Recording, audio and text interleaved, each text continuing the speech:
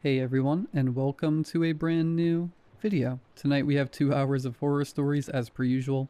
I hope you all enjoy them. If you do, please be sure to drop a like rating. Let's go for 1,000 likes on this one. I think if everybody took just a quick second, we could do it. Subscribing if you are new is also very much appreciated, as I do post content just like this all of the time. A very quick apology for this video going up a day late. This weekend was like most of the Pride events, and I was just out having a ton of fun, hung out with a bunch of my friends, just having a really good time. It basically just comes down to poor planning on my part. But I locked in these past couple days. I stayed up super late last night, got up early this morning so I could get this video done and ready for all of you. I really liked tonight's lineup, so I hope you all do as well. Anyways, sit back, do whatever it is that you do to relax, enjoy the 2 hours of horror stories with no mid-roll ads, except for the ad break after this intro. There will not be any more ad breaks after that one. And as always, I hope you all have a great night. I grew up just outside of one of those classic American national parks, the kind with endless pines, postcard-worthy mountains, and plenty of local stories. The only thing that sets us apart is that every October, like clockwork, the rangers shut down one trail for exactly 5 days. Black Pine Trail. Officially, the signs and brochures say it's for seasonal animal migration patterns. Nobody in town really buys it, and around here, we call the 5 days the closure. If you ask older people about it directly, they get weird fast. I'm serious. You'll see grown adults completely change their tune once that trail is mentioned in any capacity. The only person I know of who talks about it with little to no apprehension is my grandfather, an ex-park ranger. It's been this way since I was on the job, he'd say. Some folks went missing on the trail around the same time, and soon after, the signs went up every season. Most people in my generation think it's just small-town superstition, the kind of thing people invent out of boredom to scare each other and get tourists to buy shirts at a gift shop. I was the same, but I don't think that anymore.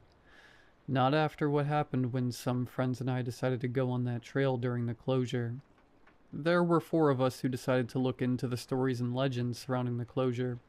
It was me, my friends Eli and Mara, and my cousin, Connor. Although it was Eli who pushed us into actually going. He'd found a bunch of old forum posts about the trail closure after spending the night with my grandfather and me, and got obsessed with the idea that the park was hiding something. Illegal dumping, cult activity, secret wildlife relocation. He had whacked out theories for everything.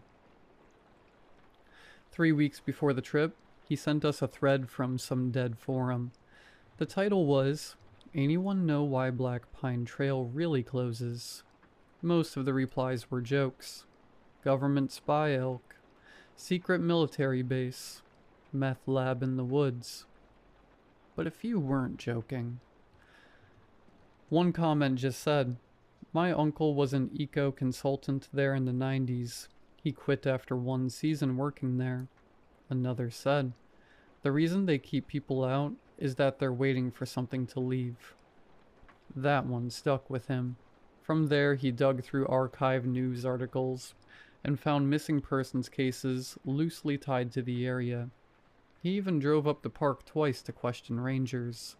They, of course, told him to get lost. Unlike Eli, Connor thought this whole idea was hilarious. My cousin had been a bit wild since forever. A troublemaker, with the scars to prove it. Literally. You can still see the knife scar above his belly button from back in high school.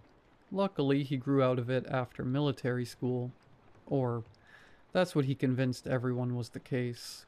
"This is either going to be the coolest thing we've ever done," he said while stuffing beef jerky into his backpack, "or we're going to find out park rangers are covering up some type of unethical animal breeding experiment."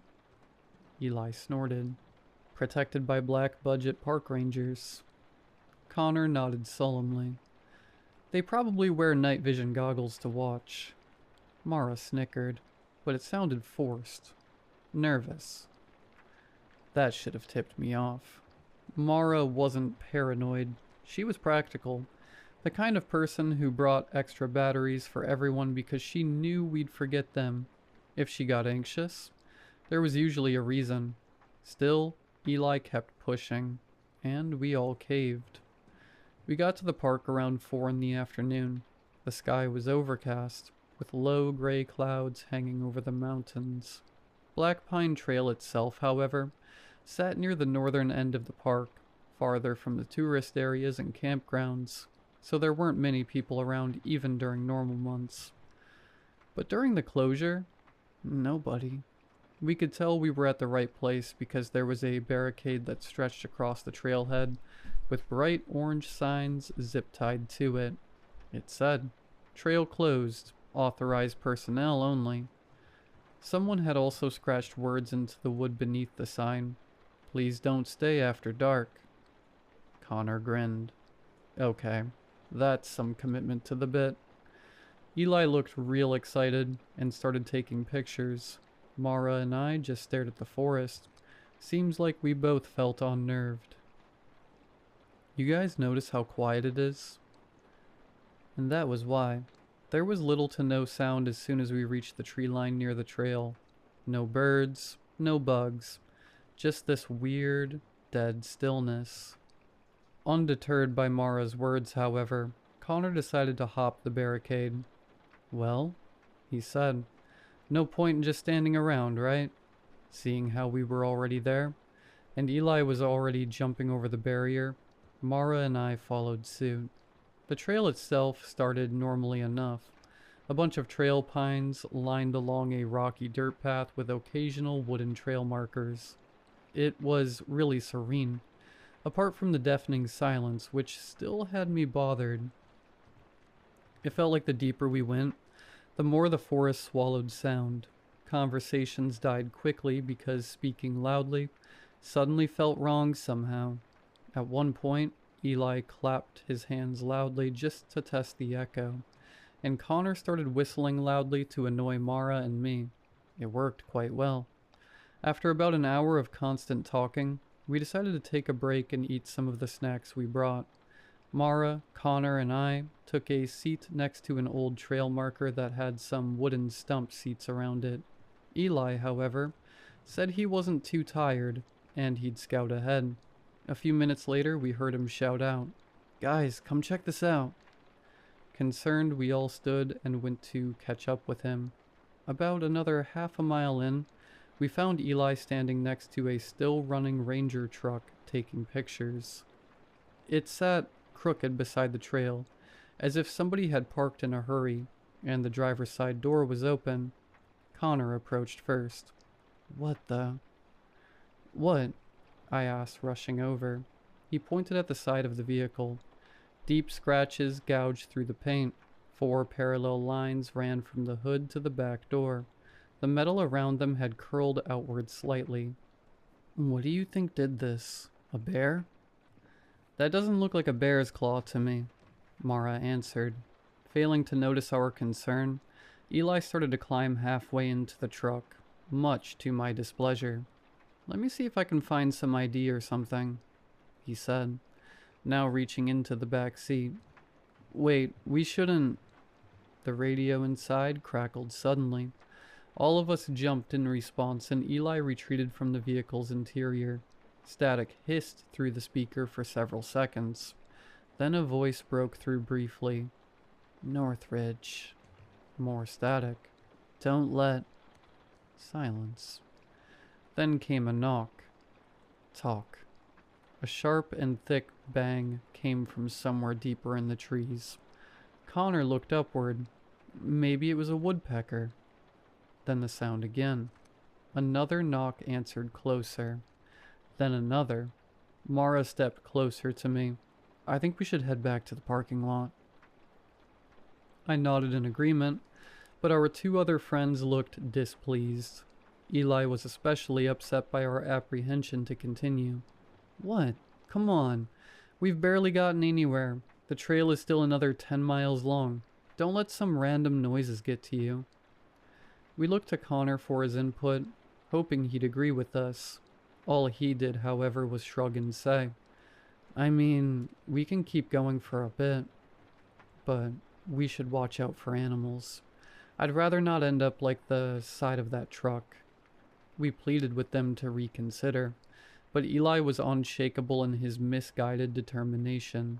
Mara and I stood there for a bit, torn on what to do. We could go back by ourselves, or we could stay together as a group. We chose the latter.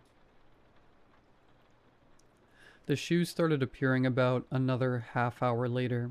At first it was one pair of muddy running shoes hanging from a branch over the path. Connor chuckled nervously. I didn't know gangs could claim national park territory. Maybe there actually is a meth lab. But then we saw another. Then dozens. Hundreds. Some brand new, some rotted to nothing.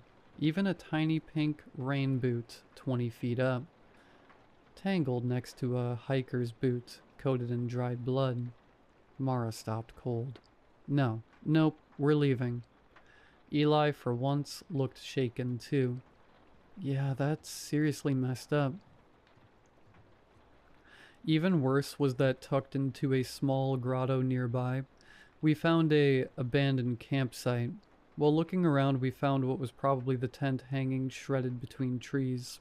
On top of that, there were coolers split open, and various lawn chairs were tossed around. Connor took a look at the fire pit, crouching beside it. This hasn't been here long, he concluded. I looked to Mara, who was captivated by something near the opposite end of the campsite. I joined her, asking what was wrong. That's when I noticed it. A child-sized sleeping bag was partially dragged into the woods. Inside was the other pink rain boot. That's it. Eli, I'm heading back. This is messed up, Mara said, walking back and pressing her finger into Eli's chest. Eli seemed ready to argue, but before he got the chance, a whistle echoed from the trees. Oddly enough, it sounded like Connor's whistling. Perfectly so. But that couldn't be, since Connor was standing right next to us. We all stared at each other, and as Eli began to speak, another whistle came even closer, followed by a low, wet laugh. At this point, we were all genuinely freaked out, even if it was just a weird animal out there, or it was a person messing with us. We didn't want to stick around to find out. Connor was now soundly against moving on, so Eli had no choice but to join us in heading back to the car.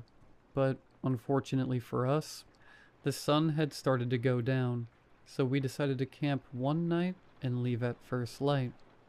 This would be the worst decision of our lives. I know that camping out there during the closure sounds stupid, but at the time it felt reasonable. We were already miles in, and darkness was setting fast. Besides, none of us wanted to hike out with the limited light from our flashlights, especially with whatever could be out there. We made camp beside a narrow creek surrounded by dense pine. There was no way we were going to stay at the wrecked campsite. That place was creepy as hell. Nobody wandered far from the fire. Connor tried joking a few times, but nothing landed. Eli kept scanning the tree line with his flashlight, now looking more scared than any of us. Mara barely spoke at all. At one point she quietly said, "Have any of you seen animals since we got here?" Nope, not one. Other than the truck, knocking, and whistling, there was no evidence of another living being in these woods. But it didn't stay that way for long. That's because around midnight, I woke to movement. At first I thought someone from our group was up, so I shuffled and looked around. It was none of my friends, however. They were all still asleep in their sleeping bags. I panned my vision to the surrounding area, and that's when I heard slow footsteps from just outside the firelight. I sat up slowly. Across from me, Connor shot awake too. He heard it too, and started to unzip his sleeping bag so he could try to investigate.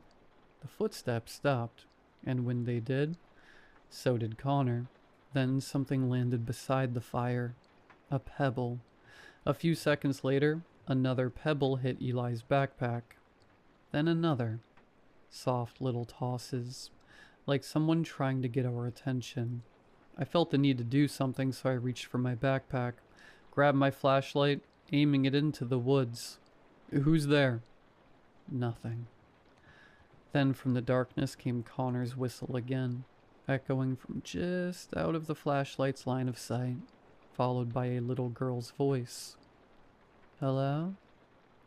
After hearing that, Connor was no longer frozen because he began to back himself toward Eli as fast as he could. Dude, wake up. Something's out there. Eli groggily opened his eyes. What? What are you talking about? He paused and pointed before continuing. What is that?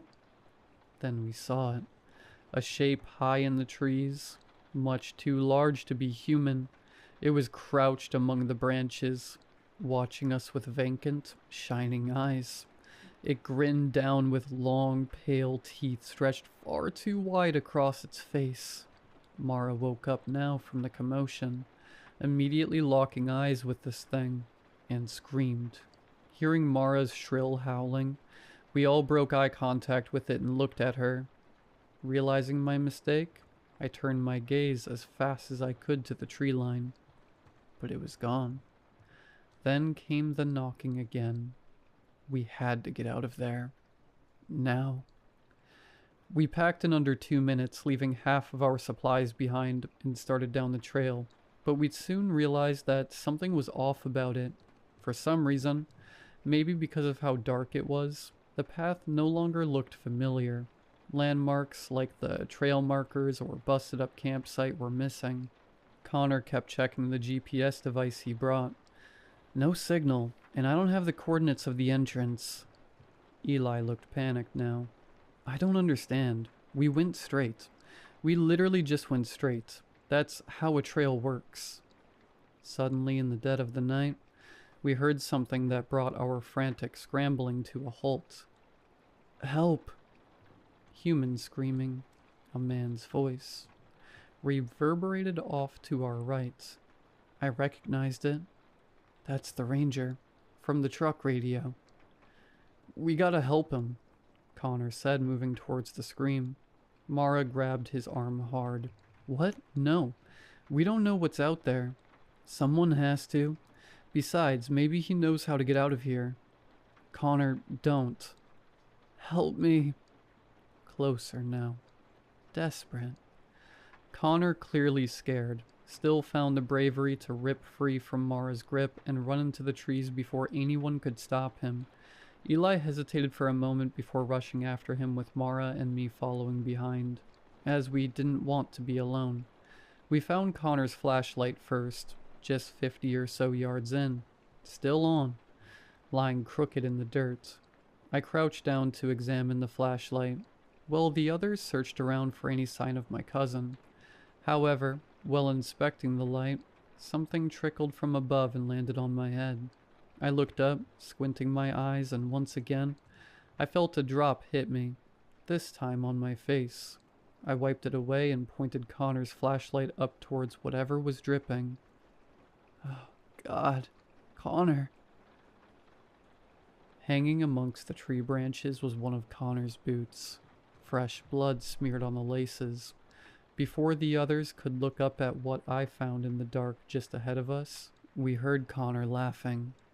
Eli looked elated and said, Connor, we're over here. What happened to you? Did you find the ranger? The laughing just continued, but the longer it went, the more off it sounded. It was as if something was physically pulling apart his voice as it moved between trees impossibly fast. Closer, farther, then closer again, until it was right in front of us. I looked at Eli and then Mara and uttered one word. Run. We ran in the opposite direction for what felt like hours. We could hear large and cracking footsteps breaking branches behind us at all times. Whatever this thing was, it was fast enough to keep up with us, and I was starting to think it was a lot faster. We eventually spotted a clearing in the trees ahead. We passed through it, hoping to get our bearings, but again, nothing looked familiar. This was when the creature came fully into view. Moonlight hit past the clearing, just enough to illuminate it between the trees. It was tall, at least 7 feet tall, maybe more. Its arms hung low enough that its fingers brushed the ground, and its skin, God, the skin. It looked like a patchwork of different skin tones, going from fair to dark, and stretched tightly over visible ribs and joints. The legs bent slightly backward when it moved, almost like a flamingo, but its head tilted slowly as it watched us. Curious. Patient.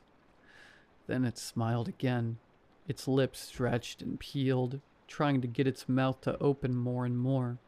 Mara whispered, "Oh my God." It seems like she noticed what I, too, would soon come to notice. Along this thing's neck, leading up to the chin, was a familiar-looking scar above an outie belly button. It was wearing Connor's skin. Hearing Mara's fearful whisper, it clicked and contorted. There was a violent jerking motion, then another, and with no other warning, it skulked towards us, launching itself forward in horrible, uneven bursts. The only thing I can relate it to is a spider wading across water. We were once again on the run. Behind us, I could hear impacts slamming into the ground as it chased us through the woods, but it never fully committed to chasing us. It kept circling, passing us, disappearing, reappearing ahead. It was as if it were toying with us, as if we were mice being chased by a cat. At one point, Eli screamed because something brushed his shoulder in the dark. When I looked back, I saw its pale fingers retracting behind a tree, along with a deep, inhuman cackle. Then it used Connor's voice again. "Guys, wait up." So badly I wanted to stop running, to look back and see my idiot cousin running with us. But I knew it was just that vile monster, mocking us. By pure luck, we crashed into an old ranger station. It was a tiny wooden cabin hidden amongst dense trees. The windows were shattered, and the door was hanging open. Needing a place to hide and rest, we had little to no qualms about rushing inside and proceeding to shove a cabinet against the entrance. The smell of the place hit first, a combination of mildew and something coppery. Old maps littered the floors, together with shattered equipment, and there were hundreds of tally marks covering the back wall. We waited for a while, trying to hear if our hiding spot was compromised, but after close to an hour, there was nothing. Seeing no other choice but to look around, we tried to find something that could help us. Eli went towards the back of the cabin while Mara and I stayed closer to the front. "Hey Jess," I heard her say, "take a look at what I found." I hurried over to look, and it appeared to be a journal near a sideways desk. It had ranger logs stamped faintly across the front. Water damage ruined most of it, but some entries were readable. The handwriting changed throughout the journal too. The earlier entries looked neat and professional, while the later ones looked rushed. Shaky. October 24th. Closure started this morning. The Northridge team reported hearing knocking again around 0500. 3 distinct impacts spaced evenly apart. No wildlife movement observed anywhere near the trail. Not normal. Again. October 25th. Found another shoe hanging near mile marker 6. Child sneaker this time. Blue. Still clean enough that it can't have been there long. We searched the surrounding area for remains or missing hikers. Nothing. Miller says we should stop documenting this stuff altogether. I disagree. October 25th, 21:30, 9:30 p.m. Heard it for the first time tonight. Thought it was Alvarez outside the station. Sounded exactly like him. He was standing beside me when we heard it call my name from the trees. October 26th. The entire forest feels dead. Alvarez refuses to patrol after dark now. Says he saw something crouched in the trees near the old fire road. Wouldn't describe it. Just kept repeating. It smiled at me. October 26th, 23:47, 11:47 p.m. Something circled the station for over an hour tonight. Slow footsteps. Stopped whenever we checked the windows. Started again the second we sat down. Miller heard knocking directly outside the wall. October 27th. It mimicked Alvarez tonight. Perfectly. We heard him yelling for help down near the creek. Miller almost went after him. Good thing he didn't. Because Alvarez was already dead. We found pieces of him this morning hanging from branches near the ravine. Mostly clothing. One boot. Still tied neatly by the laces. The next several pages were badly smeared, like someone had grabbed them with wet hands. Then another readable entry appeared farther in. October 28th. It watches the station constantly now. Saw it clearly for maybe 2 seconds through the trees. Tall with patched skin. Why does it move like that? It tilted its head when it saw me looking at it. Almost curious. I want to go home. October 28th, 8 p.m. It comes down from the North Ridge every year. That's why they close the trail. Not to keep people out, but to give it an empty forest so it moves on faster. If it finds someone or something during the migration, it plays with them first. It learns their voices, their sounds, their fears. I think it likes when people run. The final page had only one sentence written across it repeatedly over and over in uneven handwriting. It has my voice. It has my voice. It has my voice. Mara shut the book, looking up at me, tears welling in her eyes. What are we gonna do? She asked. I didn't have an answer. All I could do was hug her and pray we found a solution. It appeared my prayer did get answered as Eli shouted, "Hey!" He shoved aside a pile of moldy papers and crouched beside an old radio console bolted to the desk. It looked ancient, dust-covered. Half the switches were missing caps, and one side of the speaker grill had been dented inward. I shook my head. No way this old thing still works. He ignored me and got busy flipping switches, and suddenly static hit the room hard enough that Mara jumped back. Holy Jesus Christ, she hissed. Eli snatched the microphone. Hello? Anybody there? Nothing but static. He tried again. We're hikers on Black Pine Trail. We're lost and there's...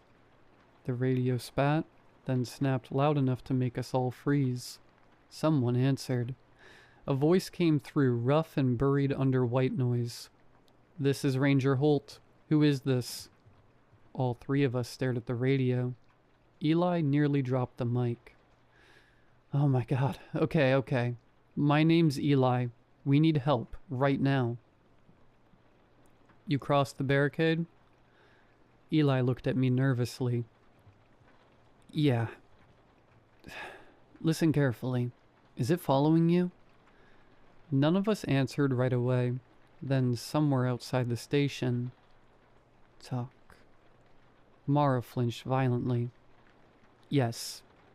The ranger cursed quietly under his breath. Alright, you need to head south immediately.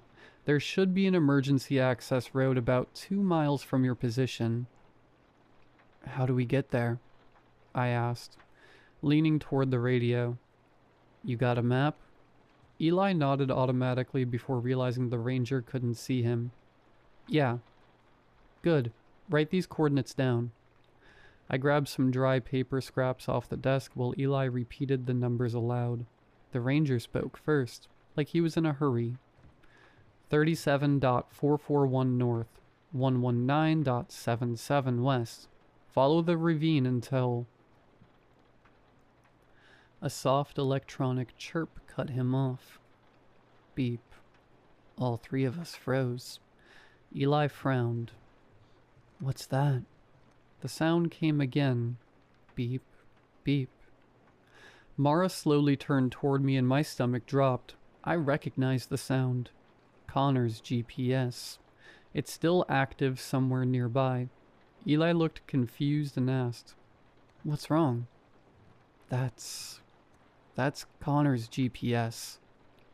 So, we can put the coordinates on that instead of using a map. The beeping continued softly, closer this time. Mara whispered, "Connor had it." Another beep sounded, then the ceiling creaked, causing dust to rain down right above us. Over the radio, Ranger Holt suddenly shouted, "Get out of the cabin now!" Something slammed onto the roof hard enough to shake the entire station. Mara screamed. Then came the knocking directly overhead. It kept going relentlessly as another impact slammed into the roof. Eli grabbed my arm. "Back door, now." We didn't have time to think about it. As the second we got to the door, something crashed through the rafters. Wood exploded inward, and pale limbs unfolded through the darkness inside the cabin. It had gotten stuck, giving us our opportunity to run. Eli practically ripped the back door off its hinges trying to get outside. Behind us, the cabin exploded with noise. Wood splintering, glass shattering, and underneath all of it, laughter. A mix of all the voices it had collected over its long life of stalking and killing. I glanced back once before we crossed the tree line. Something dark and lanky unfolded itself through the broken roof. Its long limbs bent at impossible angles as it tore through the cabin, and its head snapped at attention towards us. The game was over. There was no more hiding, just a wild pursuit. Branches tore across our faces as we sprinted downhill through the dark. Nobody knew where we were going anymore. The trail was gone, leaving only trees that covered the moonlight, forcing us to rely on our dim flashlights to guide us. It didn't take long for it to catch up to us now that it wasn't playing with us anymore. In fact, I was just able to glance over and catch a glimpse of its haunting visage rushing through the canopy. Mara kept her eyes on it too, and seemed to realize something. "It keeps pushing us left," she yelled.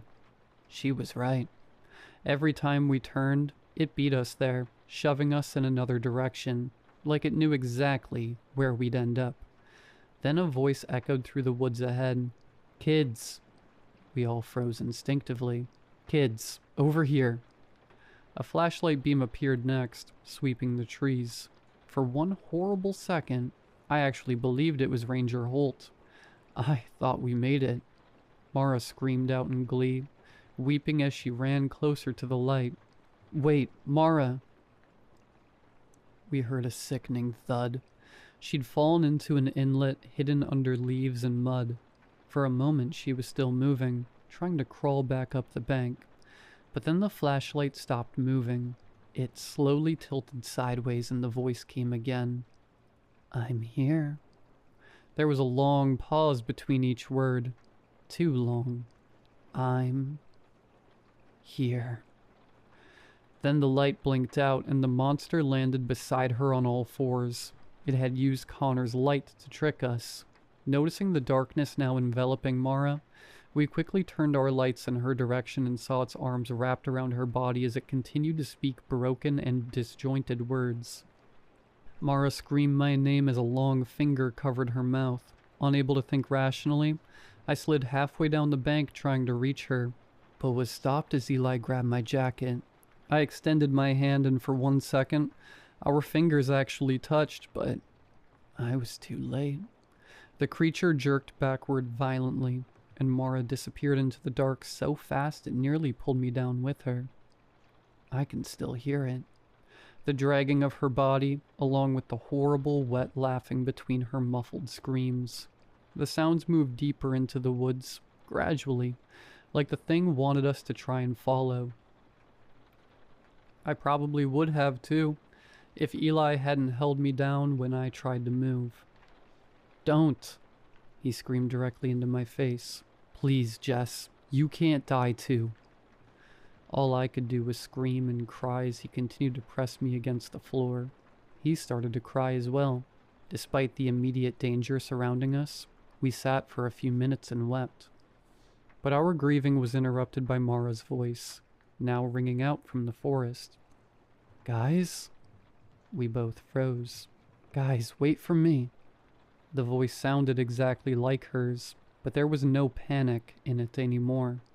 She giggled softly as another voice answered from farther away. Connor's. You coming? Then both combined into one as the mimic started bellowing in the dark once more. We reached the trailhead at dawn. For whatever reason, after Mara was taken, it stopped chasing us. To this day, I don't know why. Maybe it was full. If it ate whatever it caught. Or perhaps it had its fun and wasn't interested in us anymore. 3 park rangers, along with Ranger Holt, stood beside the barricade waiting for us, armed to the teeth and blaring their car's sirens to the max. As soon as we passed the tree line, both Eli and I collapsed to the ground, exhausted. We had to be carried to their cars, and all the while they bombarded us with questions about what happened and what we saw. When we finally reached the vehicles, Holt asked, "How many of you went on the trail?" Eli couldn't answer. I barely could. 4, I whispered. He lowered his eyes briefly as another ranger muttered, "Better than last year." I'll never forget that sentence. Better than last year. They've done this before, and by how they acted, it's been a routine for a long time. When we tried to ask questions of our own, they refused to answer. At one point, Eli started screaming at them, "What is that thing?" Once again, no answer. As we drove away, I found myself looking back through the rear window toward the tree line. I wish I hadn't. It was there, peeking half hidden between the pines, smiling with an arm outstretched as if it were waving. Its chest rose and fell quickly, satisfied. And what made me once again start crying was that it was holding Mara's backpack, lifting it to and fro with every shift of its hand. The official story hit local news 2 days later. 2 hikers missing during illegal trespassing incident. Possible bear attack. Search efforts suspended due to weather conditions. That was it. Connor and Mara were declared legally missing, and the trail reopened after the 5-day closure period ended. Eli and I barely talk now. After what happened, we just couldn't face one another. We saw each other at school mostly, but last month he moved to Arizona with his family. Years later, I still hear things at night. I know it's all in my head, but I swear I can hear whistling and knocking at my window while I try to sleep. So, all of this leads to why I decided to post this in the first place.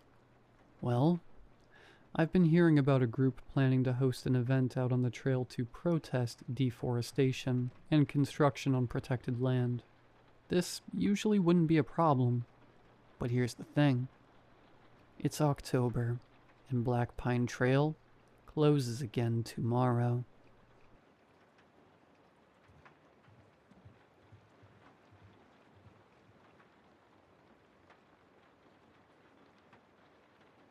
No matter what anyone tells you, please know that my wife is dead. We had been married for 4 years. She loved me enough to move halfway across the country with me. Leaving behind Maine and moving to a small rural town in South Dakota was difficult for her, but she grew to love our quiet peace of nowhere.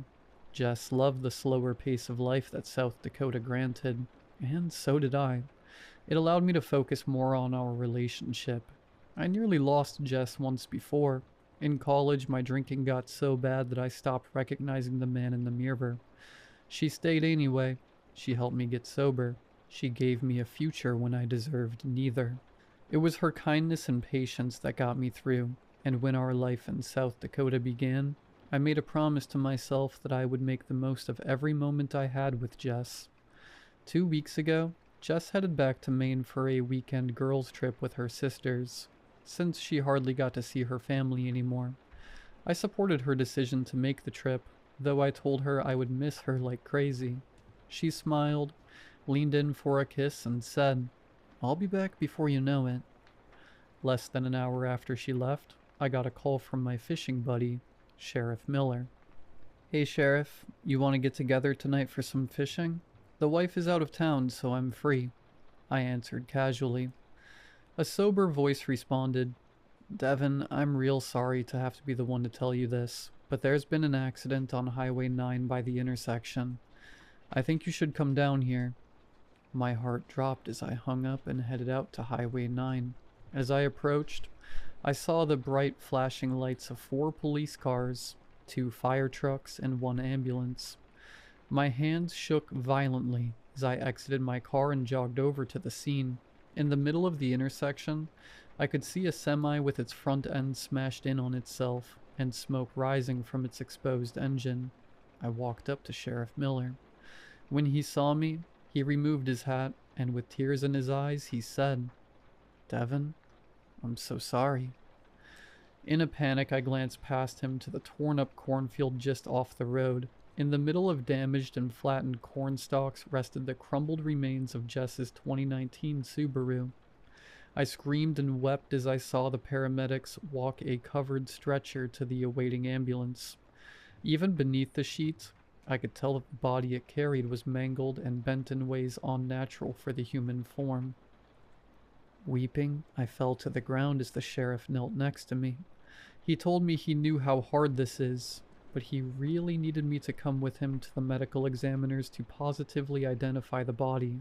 So he helped me to his car, and we both followed the ambulance.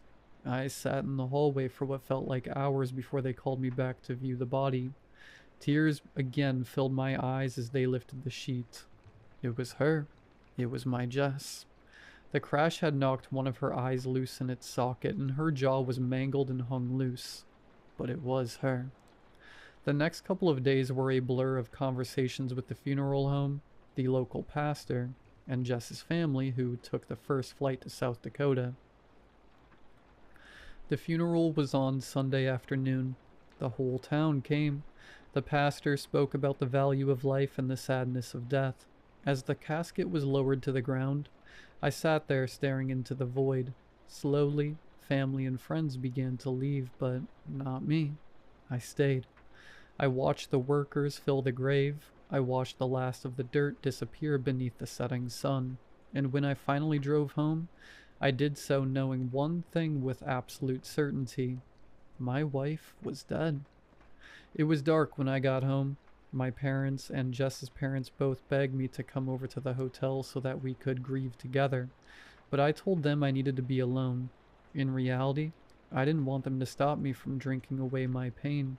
Several bottles later, I sat alone in the darkness of the living room, as drunk as could be, but still unable to forget. That's when I heard the front door unlock. It took me a moment to realize what I was hearing.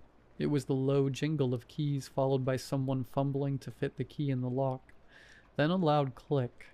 Next, the front door swung open, flooding the entryway with moonlight. I stared through groggy eyes as a familiar silhouette filled the doorway. A voice I never thought I'd hear again said, "Why is it so dark in here?" before calling out for me. "Devin, are you home, honey?" I couldn't believe my eyes. This can't be her. "Who are you?" I said with slurred words. At that, she jumped slightly, startled by my words coming from the darkness. She turned on the hallway light and saw me in the chair. "What do you mean, who are you?" "It's me, your wife," she said playfully before following up with, "Why are you sitting in the dark?" I had no words. I simply stared at her in disbelief. Her eyes glanced down to the empty bottles on the floor, and a frown formed on her face. "Really, Devin? I leave for 3 days and you start doing this again? I thought we were past this." I slowly stood to my feet and took a wobbly step towards her. "I don't know who you are, but this isn't funny. Jess is dead. Leave me alone." "What are you talking about?" She said in an annoyed tone, "I'm not dead. I was visiting sisters, don't you remember? I stumbled forward towards her. Jess is dead. She laughed.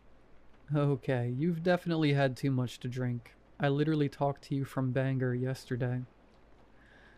You're not real, I mumbled as my eyes grew foggy and I collapsed in a drunken stupor.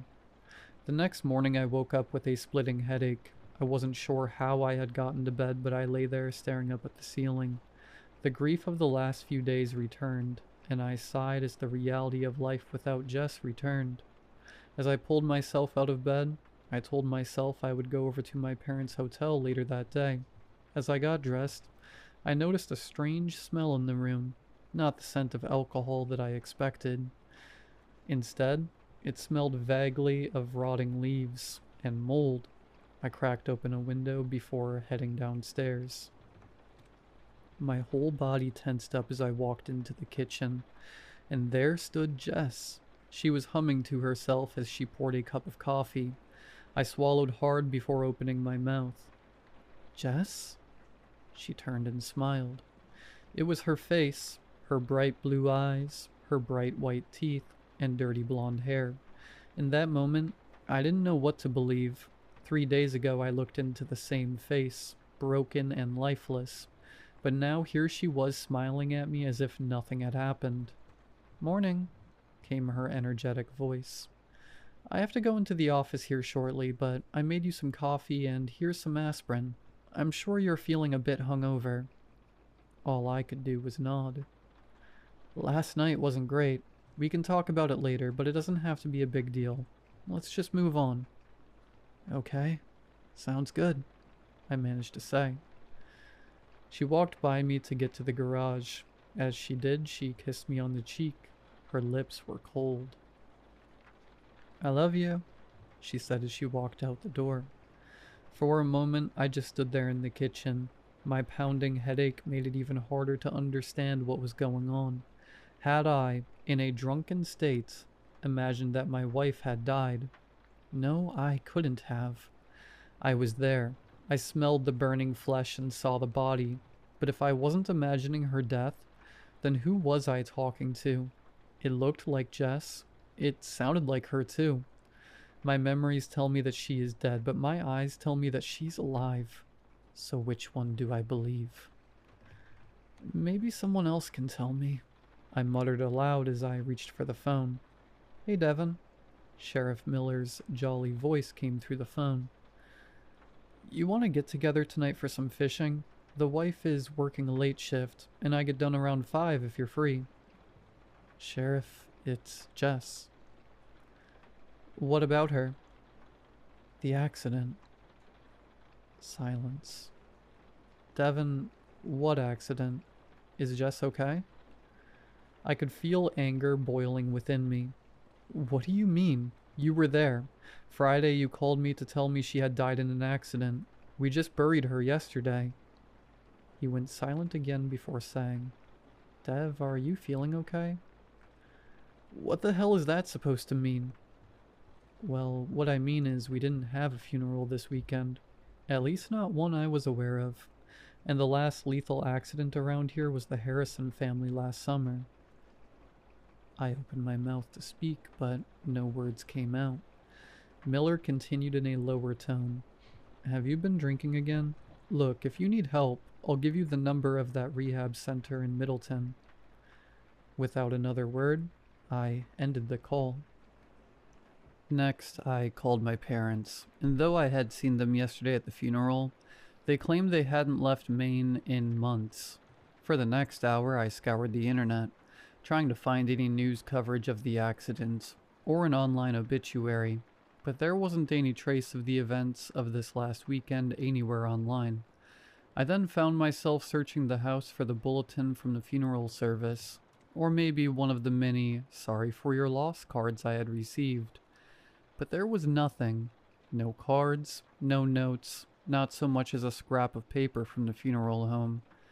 Nothing. By noon I felt like I was losing my mind, and my last evidence of my wife dying could only be found at the funeral home, so I walked 4 blocks over to the funeral home. As I entered, I was greeted at the front desk by an elderly man wearing a three-piece suit.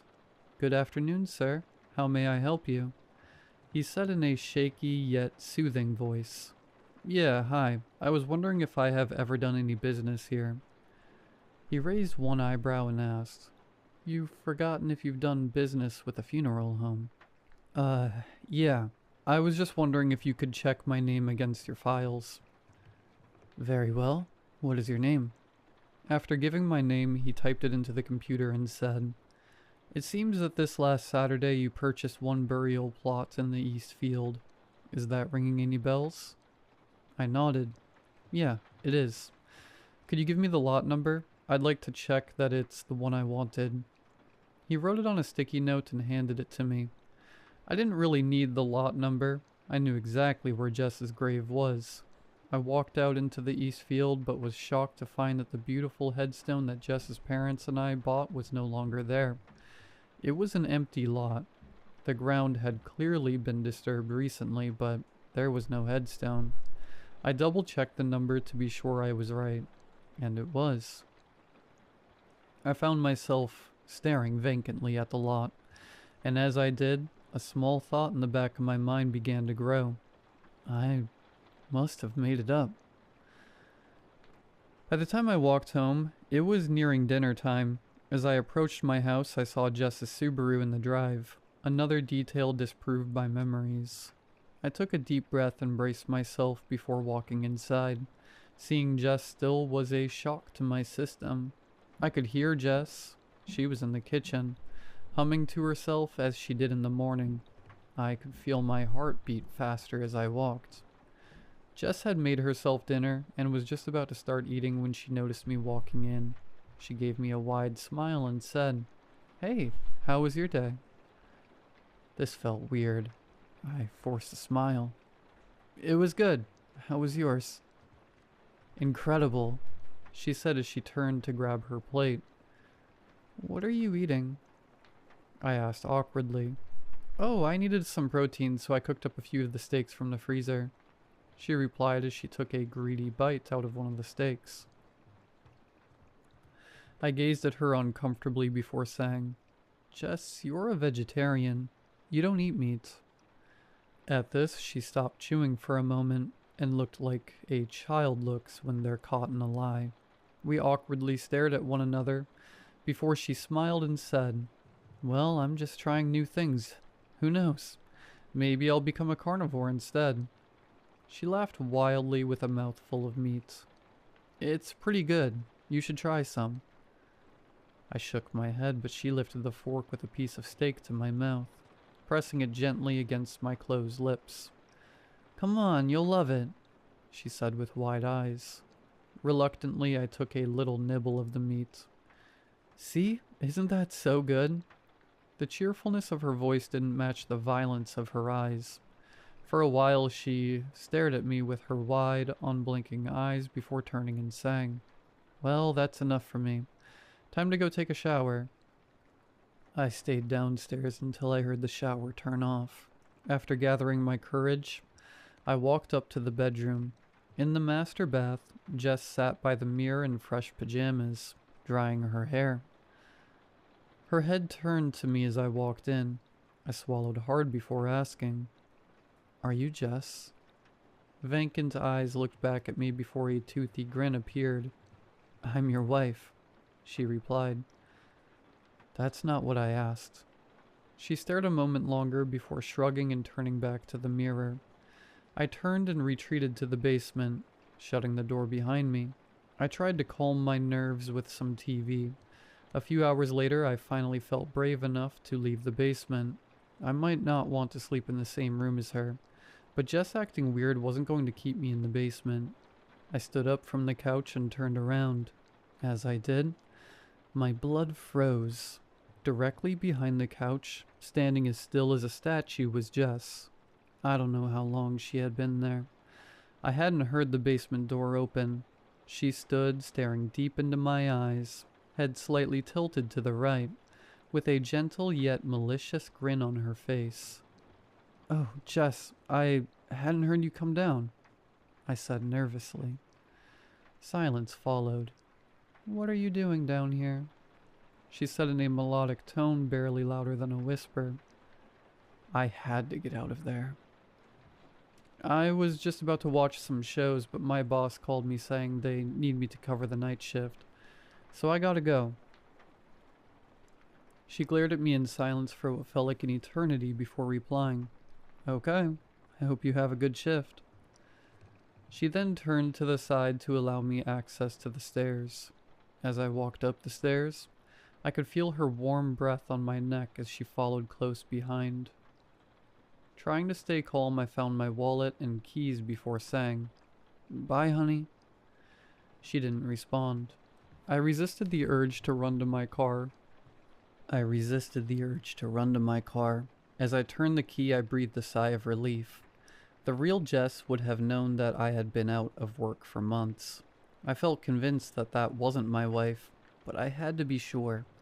Jess stood in the window watching me as I backed out and pulled away. I had to know. I had to know what happened to my wife, and what was now in my house. And only one place could give me answers. So I stopped at the local hardware store and bought a shovel. I then waited till 1 a.m. when I was sure no one was out. Parking a little ways away, I cautiously walked to the east field of the cemetery. Something was buried in my lot. There was no headstone, but the dirt had clearly been moved. So I started digging. It must have been past 3 a.m. when my shovel hit the hard concrete of a burial vault. My lot had something in it. I took the time to clear off the rest of the vault lid before climbing out of the grave to run back to my car for a sledgehammer. Within the hour, I was covered in sweat, but the majority of the vault cover was gone or loose. Beneath the smashed pieces of concrete, I could see a coffin. The same deep red oak coffin I had picked out for my wife 3 days ago. When the opening was big enough, I took the leap of no return and began smashing the beautiful box with the head of the shovel. As I punctured the lid, the odor of death escaped and I recoiled in disgust. After holding back vomit, I returned to work and pried the lid open. My eyes widened as I peered inside. Buried in my wife's casket was the mangled and deformed body of a decaying deer. Its limbs were twisted and broken to fit in the box. Its neck snapped and violently bent to the side. Its lifeless eyes were foggy, and maggots crawled every inch of the carcass. On one of its antlers, it wore a ring. It was my wife's wedding ring. Though it was covered with dried blood and fur, it was still as beautiful as the day I gave it to her. I don't remember the drive back to the house. I only remember standing in the driveway before dawn, staring at the kitchen light glowing through the curtains. Every instinct told me to leave.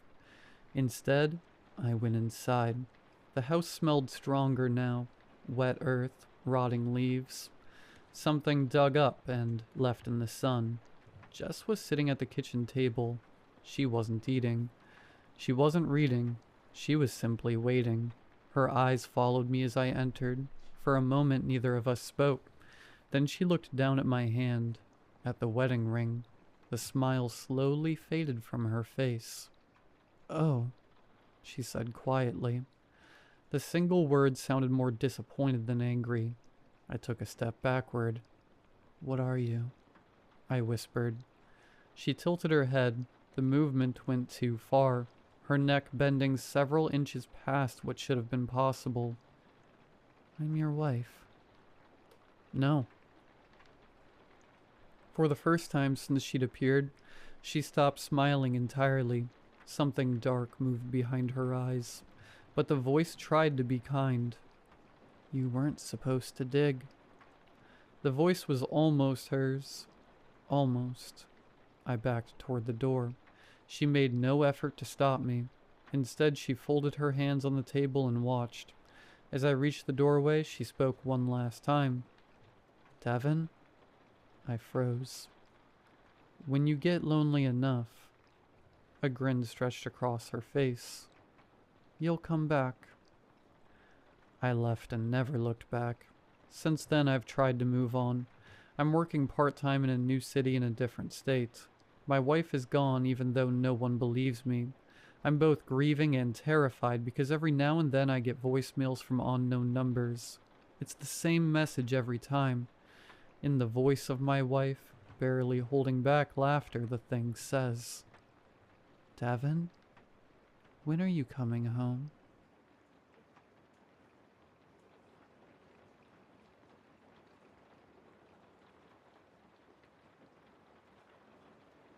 If you are camping in Baxter State Park and you see trees marked with red paint, please pack your bags and leave before it's too late. Let me preface this by saying I'm not the one who believes in cryptids or supernatural stuff. I want to believe that there is a logical explanation for what happened to me and my friend, but for the life of me, I can't find a rational answer. I've been camping since I was a kid, but now I can't find the courage to go back into the wilderness ever again. I'm a pretty experienced camper. I love traveling to different parks and staying out there for 4 to 5 nights at a time. My friend Aaron and I had planned on staying 5 nights in Baxter State Park in Maine. Aaron is also very experienced and has gone with me on countless previous trips. He knows these particular woods better than I do, so when he picked a spot pretty far off from any trails, I didn't question his decision. We chose a spot near a tree that was marked with red spray paint. We planned to leave the site every day to go hiking, so the paints made it an easy landmark that would help us locate our campsite. The campsite was in a small open field about 30 yards north of the tree with red paint.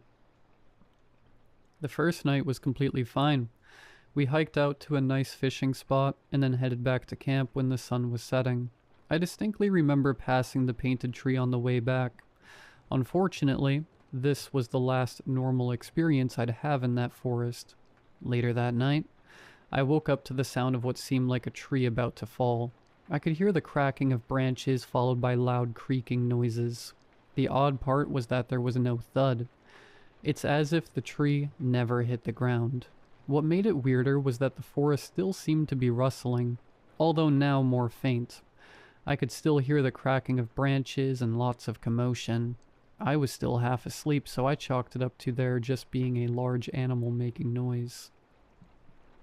In the morning, we went out on another hike. As we left camp, I glanced around for any recently fallen trees, just to be sure. There was nothing. We continued with our day as usual, until deciding to cut it short and head back in order to prepare dinner. On the way back, we couldn't spot the tree with red paint. It was odd, but we still managed to make our way back to camp based on memory. Aaron was more confused by the absence of the tree than I was. He kept going on about how he was certain the path he had us on would have taken us right by the tree. To confirm, he walked back over to the location of the tree, but it was nowhere to be seen. When he told me this, I thought he must have missed it, so I also investigated. Sure enough, the tree wasn't anywhere to be seen. I trust our spatial awareness, and I wholeheartedly believe we were in the exact spot where the tree should have been. I remembered the sounds from the previous night having come from the direction of the tree, so I thought that maybe it was the one that had fallen over. However, after scanning the area, there was no sign of a fallen tree. It's as if the tree had just completely vanished. Although we were confused, we didn't keep looking for much longer and returned to the campsite and went to bed. Later, in the middle of the night, I was once again awoken by the same sounds. It sounded like the forest was moving. The sound of trees breaking and snapping was unnaturally loud. It was much louder than small branches snapping. It was like a whole trunk was being broken in two. I still told myself that it was just a large animal, most likely a bear. I should have investigated it to be sure, but it sounded distant, and I didn't want to risk an encounter with an animal. That morning we went hiking to another fishing spot nearby. This is when things got really strange. On our way back, we took the main trail and walked past an older couple who were also out camping. They saw our fishing gear and asked if we caught anything. We started having a pretty casual conversation, but the whole tone shifted when the husband brought up hearing trees fall in the night. It was their first night camping, and I told him that we had been hearing loud noises in the night for multiple days now. I asked him if he was able to find the fallen trees, but he said they couldn't find anything. Then I asked him what direction he heard it from. It was right over there, near the tree with red paint on it, he said as he pointed off toward the distant tree line. Aaron and I looked at each other with confusion and an uneasy feeling. It's very possible that multiple trees had been marked with paint in these woods. Maybe there was a logging scheduled soon. Despite all logical conclusions, both of us were put on edge by the mention of a tree with red paint. All four of us walked over to look for a fallen tree, but I was more interested in finding this tree with red paint. When we got closer, I asked the man where the tree with red paint was. In a confused tone, he said, "It should be right here. That's strange. Maybe I'm mistaken." His wife chimed in. "No, it was definitely here. It was pretty easy to spot because of the bright red." Now things felt really off. What are the chances that two different groups spot a tree with red paint, and then both trees seem to vanish into thin air? We continued on our hike to the fishing spot. On the way, all we could talk about was the tree with red paint. It was such a strange coincidence, and we couldn't figure out a logical explanation. Despite this, we tried to forget about it and focus on fishing and the beautiful scenery. We didn't want these strange events to ruin the vibe of the trip.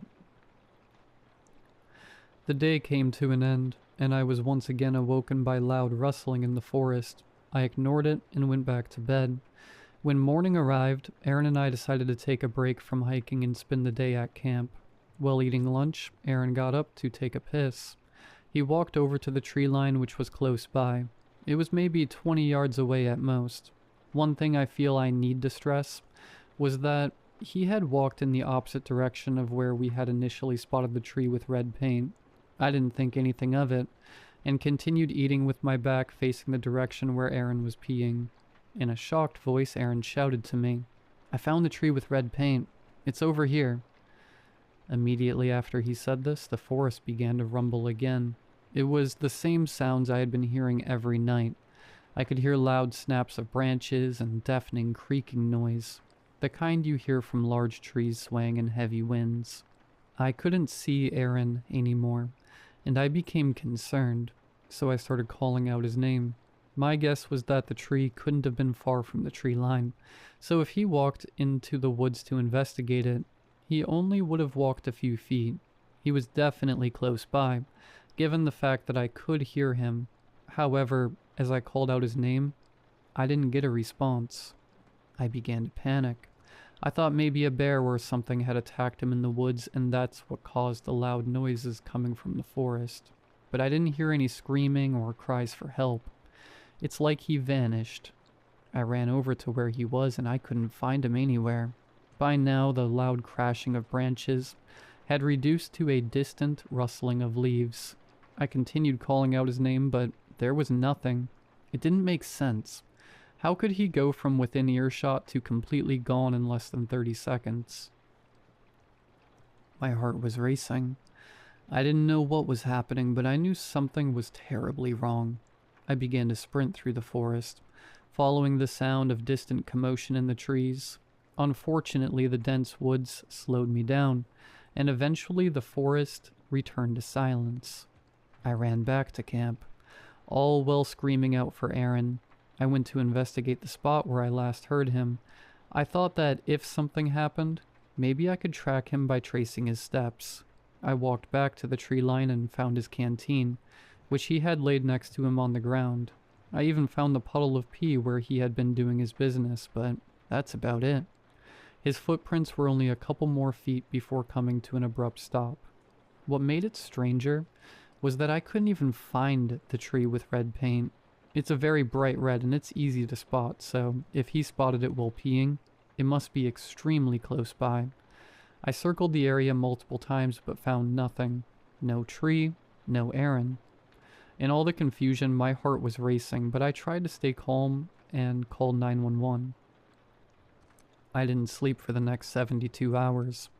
A search and rescue operation started 30 minutes after I dialed 911. I tried to help as much as I could.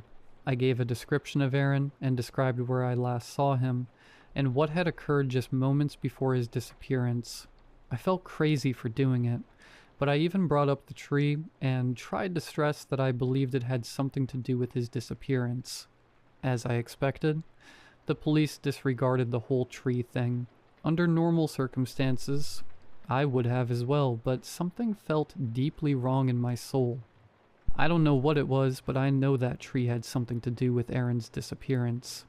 To make matters worse, the couple we had spoken to was also reported missing. Apparently, police estimate that they disappeared just a few hours before Aaron did. They were only reported missing after they didn't show up to a guided hiking session they had scheduled that day. How strange is that? The couple also vanished without a trace. As far as I know, they were the only other people who had a strange encounter with a tree with red paint, and now they are missing as well. After multiple nights, I had to get some sleep. I was at the point of exhaustion. I packed mine and Aaron's things and decided to get a motel room. I wanted to be nearby the forest as the search continued. As of writing this, it's been just over a month since he went missing. So far, all the rescue team has found is one of Aaron's shoes. It was discovered about 15 miles from where he had vanished. Nothing has been recovered from the older couple. I'm still at the motel.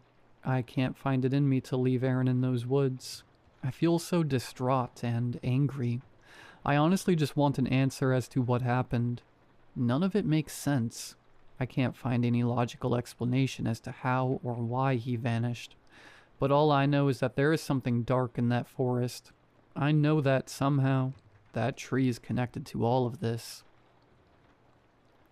It tears me up inside knowing that Aaron may never come back, and I'll have no rational explanation as to why this happened to him.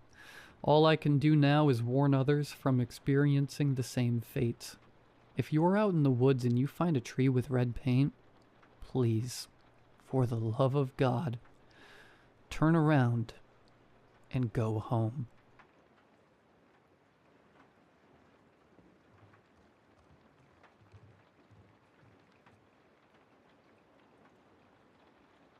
The first thing I remember is the taste of salt water and blood. I awoke to the sensation of one flowing in through my helplessly ajar mouth while the other escaped from the fresh lacerations along my throbbing tongue. As the water entered my chest, I felt my lungs begin to burn, and I quickly forgot all about the bloody ache in my mouth. Powerful, eager waves, fresh from the depths of Poseidon's briny maw, tossed my limp, useless body like an angry child throws around their doll moments before getting placed in timeout. The key difference being that the Lord of the Ocean faces no such punishment for flexing his mighty influence. My arms and legs flailed wildly, as my body tumbled through the water, no longer bound to any whim of my own, but to the suggestion of Poseidon's earth-shaking tantrum. If my body could have properly functioned in all of that chaos, I would have thought he meant to play with me until the end of time. Evidently, though, he grew bored of our game, something I learned in the form of crashing pain as my back slammed against a hard, sandy shore. The blow knocked me unconscious again for another moment, and when I came to, Poseidon, his energy reinvigorated, was already using the mighty tide to pull me back into his domain. In an act of blasphemous defiance, I quickly flipped myself onto my knees, hacking up seawater as I did, and crawled with all my strength up that length of sand. My clothes felt weighed down by iron, and my body, weakened by my recent ordeal, was on the verge of collapse. Harsh, stinging rain lashed across my face as the wind screamed in my ears, telling me to give up. It would all be so much easier if I would just give up. I was certain the raging tide was going to defeat me, but I somehow managed to fight against it long enough to finally escape its grasp. Once free, I crawled another few yards up the beach before I tumbled onto my side in a state of unrivaled exhaustion. I closed my eyes for only a moment, not much longer than a blink, and when I opened them again, the storm had mostly passed. Rain still struck down upon me from the cloudy nighttime sky, but it had largely abated from its early fury. and the raging waves and tide had also grown more placid. The wind no longer howled terrible suggestions into my ear, and the curtain of clouds above broke up just slightly enough to allow some azure moonlight to slip down from the peaceful firmament. I forced myself into a sitting position, a task made almost impossibly difficult due to the weight of my soaked clothes. Though my brief siesta seemed to have given my body back some of its strength, though it had done little for the raging headache that now dominated the space within my skull. Looking around, I found myself in a long stretch of beach, the vast ocean, like onyx glass in the blackness of night, extended before me in one direction. In all others was only shadow and sand. Disoriented, thirsty, and shivering with the cold, I struggled to gather my thoughts while I sat on the frigid stretch of lonely beach. I couldn't remember how I ended up in Poseidon's playground. The only thing I knew was that I couldn't stay there on that beach. Exposed to the rain and the chill, I needed to find shelter as soon as possible. Regaining my bearings would come afterward. With this in mind and suddenly warmed by a fresh determination to escape the elements, I forced my protesting body to its feet. I was immediately hit by a wave of nausea that I was sure would lead to vomiting. My suspicion was quickly proven correct, as I soon found myself doubled over, bile and brine escaping from my open mouth. When my expulsion was over, I stood panting for several long seconds before attempting to spit excess vomit into the sand. My mouth, however, was too dry to conjure any saliva for the wanted action, and so the taste of puke remained. After giving myself a few moments to recover, I took a cautious step forward along the beach. My body screamed with 1,000 years of ache, and my legs felt like melted jelly, but I thankfully didn't seem to be seriously injured. I was lucky, more lucky than I even realized at the time. I only made it a few steps along the beach before I noticed the body. It appeared so suddenly from out of the darkness, seeming to materialize from the very essence of the gloom itself. At first it looked like it may have been an outcropping of rocks, or maybe even a jumble of seaweed, but after a few moments, its true identity became known to me. I scrambled toward the crumpled form with as much haste as I could, clumsily falling to a knee when I reached it. It was lying on the beach with its back to the sky, its face in the cold, wet sand. I reached a pruny hand toward its soggy shoulder, and shook it with what strength I could gather. "Hey," I said. "Hey, wake up." When the figure didn't respond, I decided to flip it onto its back. Upon doing so, I immediately realized two things. The first was that this person, judging by their clothes, was the pilot. The second was that they were dead. I reeled away from the corpse in a sudden tempest of shock and disgust. The body's vacant, watery eyes seemed to follow me as I went. They bulged out of the corpse's bloated head in a way that seemed like they were trying to escape from their home. I was only able to recognize the pilot from their uniform. I never would have been able to identify them based on the state of their corpse, which had already been ravaged by death and the sea in such a relatively short time. The presence of the dead pilot, while disturbing and tragic, at the very least helped me to settle my swimming mind. I remembered that I had been on a last-minute red-eye flight that was on its way over the Atlantic when we suddenly hit a particularly rough patch of turbulence. This apparently was too much to be concerned about, as the pilot, the same one now lying dead in front of me, hadn't seemed worried at all when announcing the possibility of a slightly bumpy flight. That was before the storm appeared. I returned to my feet and looked back in the direction of the ocean's maw, searching for something. The sinking wreckage, some supplies floating in the angry surf, a deployed lifeboat, maybe, but all I could see was more black. It was as if my entire world had been reduced to the inside of an inkwell, in which I was confined for all eternity. Never have I feared the terrible might of the ocean as much as I did in that moment.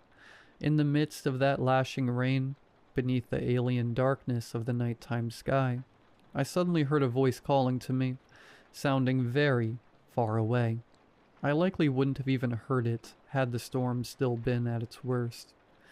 I followed the voice with my eyes. Approaching me from farther along the beach was a young woman, who staggered toward me with all the grace and speed that her worn, soaking body could muster.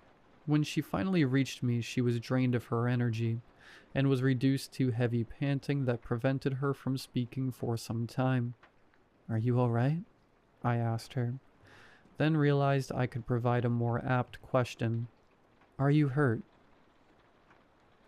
She shook her head then, finally catching her breath, said, "No, but I need your help.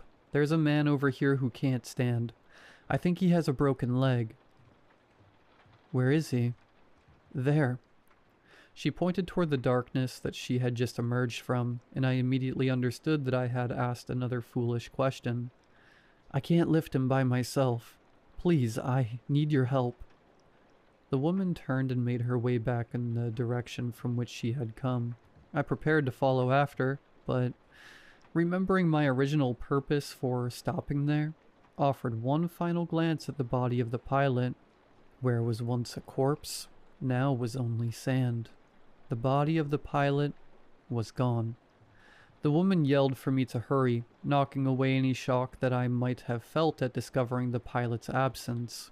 Brushing aside any hesitance, I followed her into the shadows, both of us struggling to make our way along the beach, until we came across another figure lying on the sand. For a moment I thought back to the dead pilot, but the pit this memory formed in my stomach was immediately dispelled when this new figure began to move. He groaned in his agony as he turned to look at me, his face awash with the anguish of his apparent injury.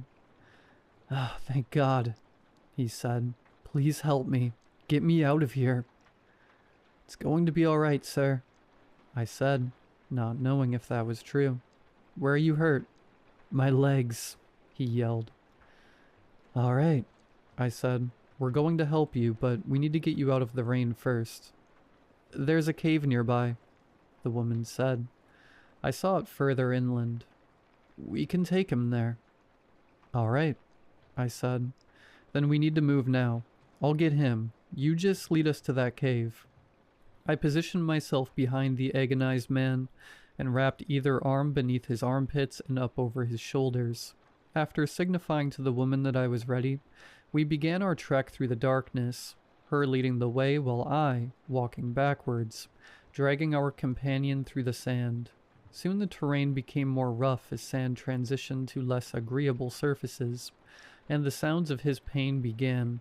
He groaned and yelled as I dragged his ruinous body across stones and branches and sharp thorns. Our trek seemed to go on for hours, during which my own heavy, exhausted body begged for me to abandon my charge and leave the man to his fate. I barely remember reaching the cave, which seemed to spring up out of the gloom like a waiting tombstone. Once inside, I placed the injured man against one of the cool earthen walls.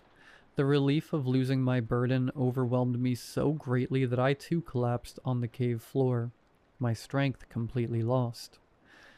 I intended to only lie there for a brief moment while I recovered some of my energy, but soon the exhaustion that had overtaken me grew far too powerful, and I once again fell unconscious, my mind as dark as the surrounding cave. I awoke to the sound and heat of a crackling fire. I enjoyed its warmth, though inside I possessed a chill that seemingly no flame could ever chase away. When I opened my eyes, I saw the orange glow of the blaze, which rested just beyond the mouth of the cave. Sitting in front of the fire were two silhouettes. Behind them was nighttime darkness. I could see twinkling white stars beyond the figures' heads, indicating that the storm had finally ceased, but not much else. Sitting up required the immense task of ignoring my screaming head. I looked around, taking in my surroundings, while I waited for my mind to stop dancing. The chamber of the cave I was in, well, appearing to be fairly small, extended beyond where the light of the fire could reach.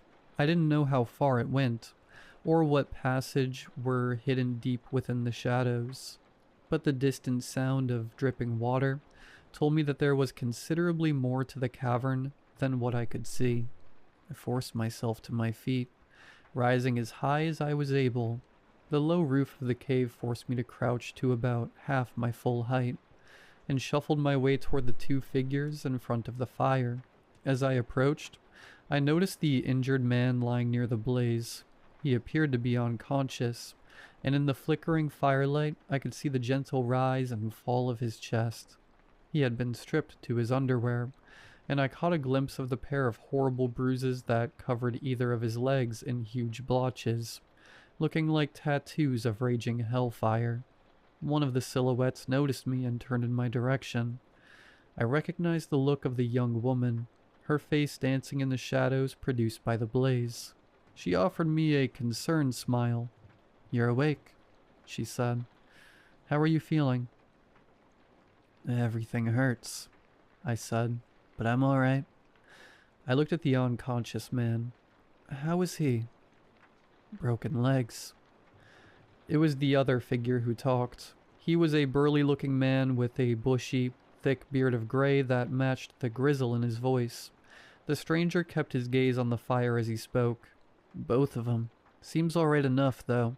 Bones didn't break skin, and no bleeding far as I could see." I failed to suppress a frown.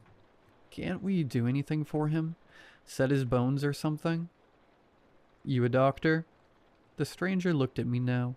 His eyes were as frigid as the fire was warm. "Ever set a bone before?" "No," I said sheepishly, answering both questions at once. "Setting bones without knowing what you're doing is dangerous," he said. "Could even be deadly." He gestured to the young woman with his chin. "You can ask the nurse all about that." I looked at her. "You're a nurse?" "Nursing student," she corrected kindly. "Only just finished my first semester. He needs more help than I'm able to provide him." "Then we need to get him out of here," I said. "You a good swimmer?" The stranger asked. I nodded. "I'm good enough." He grunted in some strange affirmation. "Good enough to swim across the Atlantic with him on your back? Because that's the only way you're getting him off this island." "How sure are you that this is even an island?" the nursing student asked. "Sure enough," he said. "Not much else out where we went down, but I suppose we can find out for certain in the morning. I'll look around this place come daylight, try to get an idea of what we're working with here." I looked at the man with the broken legs. "Hopefully he even lasts that long." "He will," the stranger said. His attention was back on the fire now. "Injuries don't seem life-threatening right now. Should be alright so long as we get rescued soon enough." "But who knows how long that could take?" the nursing student asked. "Don't know," he said. "We'll just have to wait and see." His words were less than reassuring, but they proved to be the last we would get from him that night.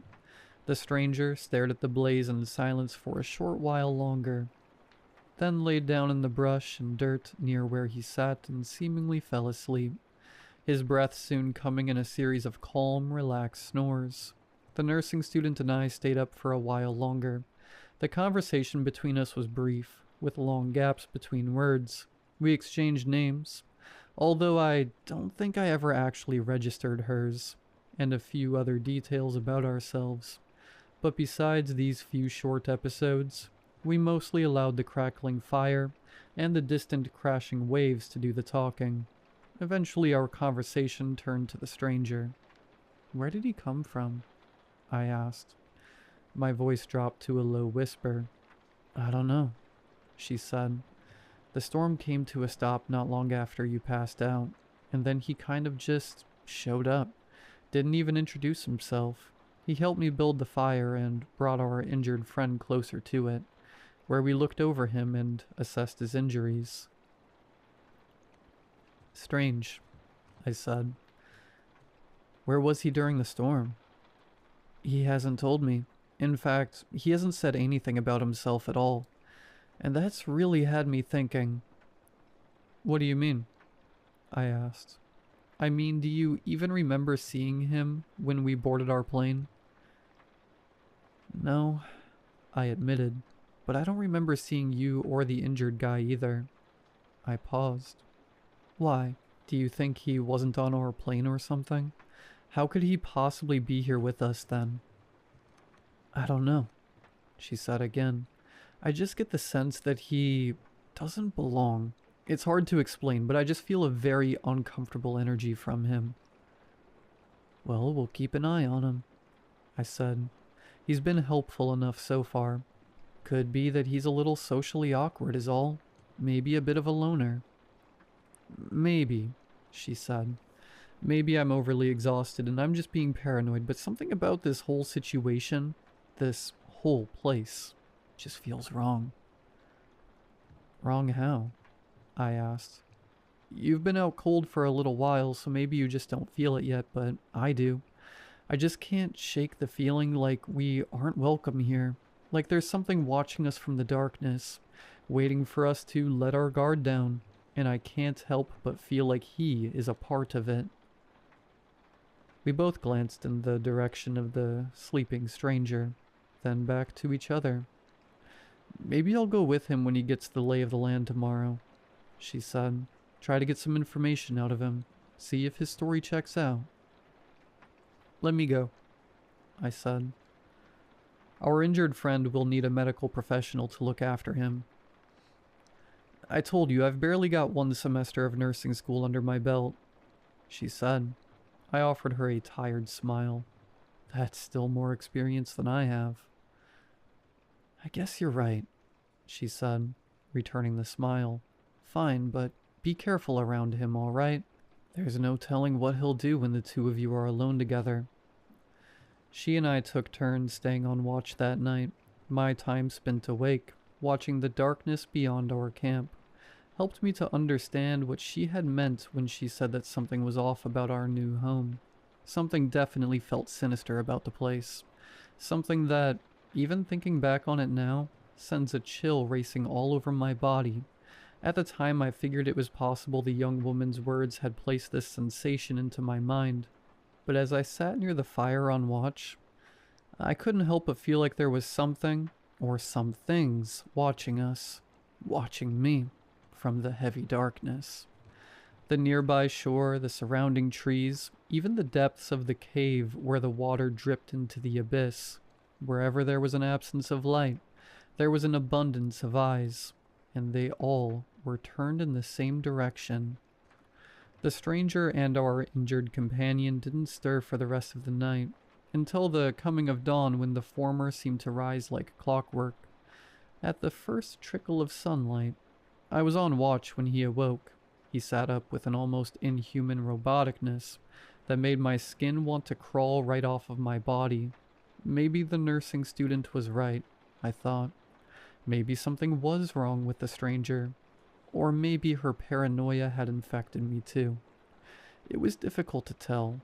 The young woman and the injured man awoke shortly after, but the latter was in a state of such pain and agony that he was practically incoherent and drifted between states of consciousness the way parts of our plane surely drifted along the surface of the nearby ocean. The stranger didn't speak for nearly an hour after walking. He sat in his same spot, stoking the fire and resupplying it with fresh kindling, before abruptly standing and saying to nobody in particular, "Going to take a look around, see what I can find." "I'll come with you," I said, perhaps too quickly. He offered me an apathetic look. "Would be able to move more quickly on my own." "You're also more likely to hurt yourself and not have anybody to come help you," the nursing student said. She knelt next to the semi-conscious injured man and felt his forehead. I could tell by her grimace that he was likely running concerningly warm, despite what his intermittent shivers would have suggested. The stranger thought about this for a moment. "All right, but keep up." I nodded, climbed to my feet with a groan, and offered the nursing student and her patient one final glance before departing into the unknown with the stranger. I had the strangest fear that I would never see either of them again. This fear was later proved to be unfounded, of course. I would still see one of them yet, at the very least. I followed the stranger back to the beach, which looked so much smaller in the morning sunlight. The azure ocean, more inviting than its obsidian counterpart, was still just as imposing in its vastness as its nighttime self. Even in the light of day, it was obvious that the endless body of water could easily swallow us whole if it chose to, and I didn't intend to give it a reason to do so. I still saw no sign of the plane wreckage, and figured it had either long since sank to the bottom of the ocean, or had otherwise drifted beyond the gently crashing waves to a point that I could not see with my naked eye. The stranger drew a deep line in the sand with his boot. Gonna get an idea of how far around this island is. See if we can make a full loop of it in a decent time. He started walking, not waiting for me, and I hustled to square up next to him. Each step through the heavy sand felt like trudging through a dense pool of water to my aching body, but the stranger hardly seemed to notice the extra effort. After that, we'd best head inland and look for a water source. That's most important of all. His words made me realize just how thirsty I was. The creeping pain of dehydration hurt more than any pangs of hunger that I felt. My head pounded with the absence of water. My pulpy, scabbed tongue screamed for mercy. "How long do you think we'll be here?" "Could be days," he said bluntly. "Could be years." Years? The word felt impossible on my swollen tongue. He nodded without looking at me. "Not every missing flight gets found. I heard about a flight filled with college students that went down over this very stretch of the Atlantic a number of years ago. They eventually had to give up the search, probably much more quickly than you'd like to know." I frowned at the thought, but said nothing. When the stranger realized he wouldn't be getting a response, he went on. "If we're going to be here for a while, then we're going to have to trust each other. That means no scheming behind each other's backs." These words brought me to a sudden halt. He did the same and our eyes finally met. To my surprise, there was no anger in the stranger's gaze. In fact, there didn't appear to be much of anything there at all. "I'm good at looking like I'm asleep, ain't I?" I waited a while to respond, not sure what to say. The words I finally chose felt weak, pathetic. "I'm sorry." He nodded and began walking again. I followed his lead. For what it's worth, I do remember seeing you on the flight yesterday. Can't say the same for the other two. Doesn't mean they weren't there, but again, for what it's worth. Are you saying you think they weren't on that flight? What I mean is that we probably have more to worry about than just getting food and water here, he said. I'll give that girl credit. She was right about this place. Something is wrong here. I didn't sleep a wink last night, despite what you may have thought. I was too busy keeping my ears open, too busy listening to all the strange sounds in the darkness, many of which you may have even missed. I felt that presence, felt its eyes on me. There was something out there, beyond the light of our fire, and it was watching us, make no mistake about it. An animal? I asked. He shook his head. We didn't speak much after that. We completed our loop in less than 30 minutes and confirmed that we were, in fact, on an island. Besides a brief few yards where we had to walk along the thicket, the beach remained uninterrupted, allowing for a straightforward journey along our circle. When we reached his line in the sand, the stranger stopped and looked at me. Well, that settles that. Next, we need to look for something to drink. A stream, some coconuts, anything. I heard some dripping water coming from somewhere in the cave, I said. I did too, he said, and I didn't like the sound of it. He didn't elaborate on what he meant. We doubled back and entered a less dense section of the thicket, searching for food, water, anything that could help sustain us. It was dark beneath that heavy crown of trees. The gloom made me think of the obsidian ocean the night before. I was suddenly reminded of the dead pilot, who had once lay sprawled out in the cold, wet sand before vanishing in an instant. I hadn't thought back to that moment since coming to the injured man's aid. but the memory had managed to conjure itself from the great, suffocating darkness and force its way back into my troubled mind. I considered mentioning what I had seen to the stranger, but thought better of it. To verbally recall such a wicked occurrence felt dangerous in a place such as this. The stranger led me past tree trunks and over top tangled roots, deeper and deeper into that arboreal labyrinth, until I could no longer see the beach through all the foliage. I tried not to show my hesitation in following the man, but in truth, I still struggled to trust him. Part of me wondered if he was luring me into that sinister collection of trees and earth, so that he could do to me what he had already done to the pilot's soaked, decaying corpse. I did my best to banish this thought, but it lingered, acting as a barrier between the stranger and me that kept me from straying too close to him. The world around me grew dark as the sun above us vanished. We seemed to walk for hours, though I knew this couldn't have been possible. The island wasn't large enough for us to penetrate its inland for longer than a quarter of an hour at most. If we kept on how we were, we'd eventually make it to the opposite beach from where we had started. I knew this to be true. It simply had to be.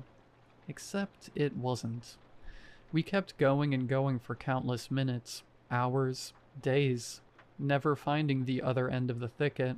Darkness further enveloped us, obscuring our vision and thus our ability to perform our task, our entire reason for entering the forest in the first place. I could barely see the stranger in front of me, his form becoming more and more obscured by shadow with each step forward. I told him we needed to turn back, to find our way out of the forest. He remained deaf to my words. A sudden snapping of a twig stole my attention. I turned in its direction for the briefest of moments, imagining that my gaze reached its destination. It would be greeted by some dark, sinister form lurking in the shadows. When I saw nothing but more tree trunks and blackness, I cautiously returned my attention to the man leading me through the thicket. In that brief moment, the stranger had managed to disappear. "Sir?" I called, realizing I had never learned his name. My own voice sounded far away, muffled, as if the gloom itself were choking me. "Sir, where are you?" Swirling darkness, sounds of shuffling in the brush, the growing, thickening sense that stepping into this wood was a mistake. The thought that at any moment the thing stalking me, the presence that had been watching me since the previous night, was preparing to strike. I imagined the deep Stygian tide squirming up from the ocean and pulling the pilot into the frigid depths, and I knew beyond a shadow of a doubt that those same watery tendrils were coming toward me now, winding through the trees on their way to me, ready to drag me kicking and screaming and swallowing brine back to the waiting abyss. I grew dizzy. My vision became darker, merging with the gloom. Something was coming. Something was here. I felt a firm hand on my shoulder. Snapping out of my own panicked bubble, I turned and saw the stranger, his stern eyes looking at me through the gloom. He had somehow gotten behind me, or I had somehow gotten ahead of him. "This is useless," he said. "We can't see a thing in this place. Come on, let's get out of here." It took us barely a minute to find our way back to the section of beach that we had just stepped away from. Coming out into the sunshine, catching my breath and taking in that crisp ocean air, I thought that the worst of my ordeal was over. What I didn't realize, what I couldn't possibly have realized, was that it was only just beginning. I wanted to ask the stranger if he'd experienced the same overwhelming sensation that I had while in the forest, but I was afraid of his answer. As it turned out, I wouldn't have to be the one to broach the subject. We'd only walked a handful of steps before the stranger stopped us in our tracks and looked at me. I felt it too. I frowned at him. "Felt what?" "That presence," he said. "There, among the trees. It was the same presence that watched us all through the night. There's evil on this island with us. This much I believe without a shadow of a doubt." "What do you think it is?" "I haven't a clue," he said, "and I'm not sure I want to know." The camp was deserted. the fire in shambles. A few long, smoldering branches scattered about the place were all that remained of the blaze, save for the pitiful smoke which billowed up from the gray ashes in the center of the old pit. The nursing student was gone, and, even more strangely, so was the injured man. I called out for our lost companions, but received no response. "What happened here?" I said. "Where could they have gone?" The stranger, who stood closer to the mouth of the cave, looked deep into the darkness of the cavern. I stepped closer and followed his gaze. Though the black curtain beyond the mouth was impenetrable by human eyes, my ears caught the sound of a distant, familiar voice, one screaming in agony over his broken legs. "How'd he get in there?" I asked. "How else does a man with 2 broken legs get anywhere?" he said. "He certainly didn't move there himself." "You mean it took him there?" I said. He nodded. "And I think it'll take us too, if we let it." I looked into the darkness of the cave, then back to my companion. "We have to go help him." "Nothing we can do for him now," the stranger said. "That thing wants you to go after him, so it can get you alone too. Then you'll end up just like him." I listened to the injured man's cries of agony continuing to echo from somewhere deep within the cave. "But we can't just leave him in there." "We can," the stranger said. "Hell, I doubt if that's even his real voice." He picked up one of the smoldering branches. "That poor fella is likely already gone by now." "What are you going to do with that?" "Only thing I can do now," he said. "Gonna burn this whole place to the ground and pray that the fire is enough to purge the evil that rots here, or at the very least, keeps it contained to that cave." I looked at him, then once again turned my eyes back to the wailing cave. After another moment, I picked up one of the smoldering branches and turned toward the cavern's waiting lips. "I have to go after him." "You'll die," the stranger said plainly. "Die or worse. But I won't stop you." These were the last words I ever heard from him. Without looking back, I blew on my smoldering branch in order to reignite some of its flame, ducked into the shallow mouth of the cave, and allowed the darkness to take me. My makeshift torch did little to light the way ahead, and so I was forced to use the injured man's agonized cries to guide me through the squirming, smothering darkness. I thought about the presence. How long had it been on this island? Centuries? Eternities? Some time immemorial, just waiting for poor castaways like us to arrive on its demonic shores. I couldn't ever know, nor was I sure I even wanted to. I understood that the stranger was right about this most likely being a trap.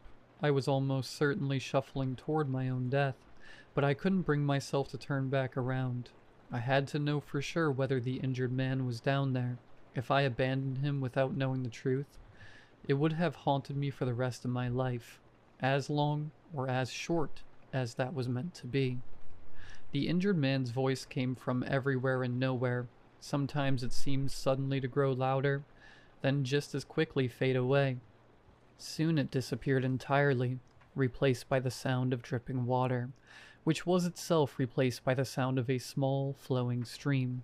By now I was certain that the injured man wasn't actually down there, but I couldn't turn back. The presence was guiding me forward. The only reason it allowed me to continue on was because I was choosing to bend to its whim. To defy it would surely only bring about my premature doom. I saw the stream of water, which looked to flow out from a nearby wall, only to quickly disappear beyond my torch's glow, back into the waiting gloom. A silhouette crouched there, greedily drinking from the stream. As I drew within arm's length of the running water, I realized the silhouette had become, or it always was, my own shadow. Doing what I so desperately wished I could do.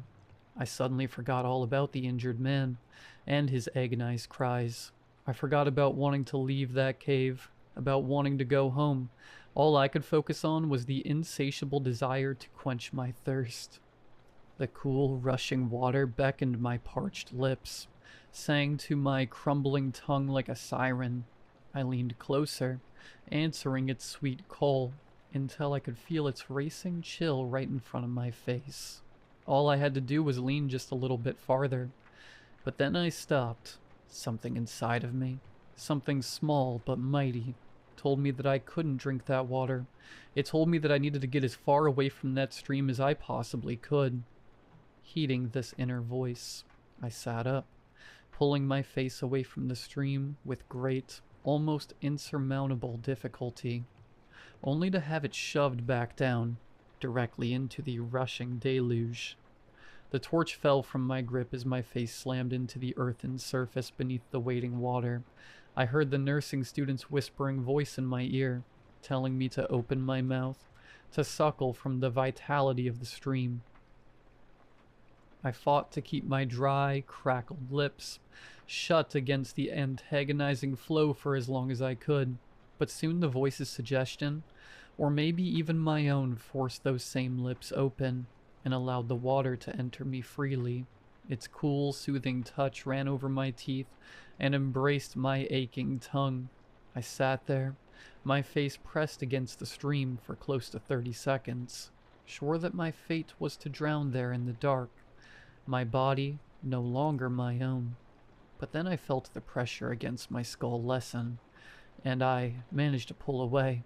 I sat there, soaking wet and gasping, for only a few short moments before I snatched up my torch, still barely alive with its red glow, and rushed away from the stream, back in the direction that I thought I had come from. I heard the woman's voice telling me to wait, but I ignored her. I just kept going, kept fighting my way through the dark, slicing through the shadows with my torch like a scythe through wheat. It was already dusk when I finally emerged from the cave. Hours somehow had passed while I was deep within the bowels of the island. I stood up and rushed past the remnants of the fire, calling for the stranger, asking him where he was. It wasn't until I found his own branch lying in the brush, no longer smoldering but dead and cold, that I understood his fate. And yet still I called for him. "Sir," I said, "where are you?" "Gone." I turned around at the sound of the nursing student's voice. She was in the mouth of the cave, her body having found a way to stand fully upright, despite the aperture only providing enough space for her to crouch. When she saw that I saw her, she smiled kindly at me, or perhaps he was never there to begin with. I stared at her for several long seconds. I had so many burning questions that I wanted to ask her, but no voice with which to ask them, and so I remembered some of the stranger's final words, and did the only thing I thought I could.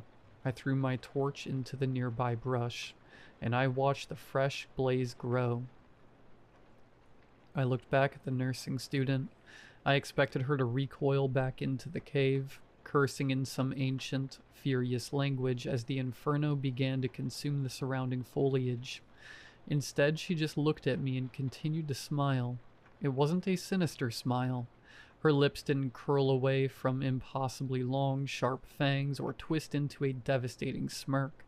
It was the subtle, close-lipped smile that you offer a stranger who you lock eyes with, while you both wait for your drink at a coffee shop. At the time, I didn't understand what she had to smile about, but I do now. She was smiling because she had won. The island was swallowed by the flame.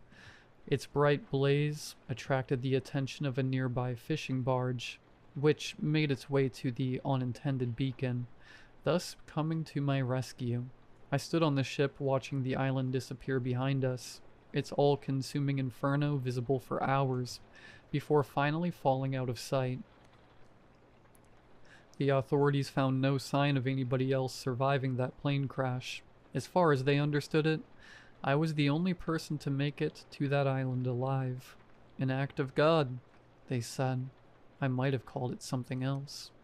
With great difficulty, I returned to my normal life, and in the coming weeks, I thought that everything had gone back to how it was supposed to be.